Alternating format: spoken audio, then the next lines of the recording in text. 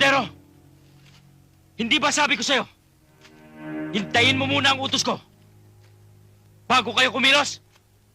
Nakikipaggera ka na pala dito. Sir, uubusin na nila yung mga hostage. Kaya kumilos na kami. God damn it, Cordero! Wala akong pakialam kung patayin man nila lahat ng hostage. Ang importante, sundin nyo ang utos ko. Wala akong pakialam sa inutos nyo. Ang alam ko, ang misyon namin dito ay iligtas sa mga hostage. Kayo, sir, ano ba ang misyon nyo dito? Ang misyon mo, Cordero, misyon ng mga tanga. Sige, sir, paputukin na natin to. Para pagsabog ng utak natin, malaman natin kung sinong tanga sa ating dalawa.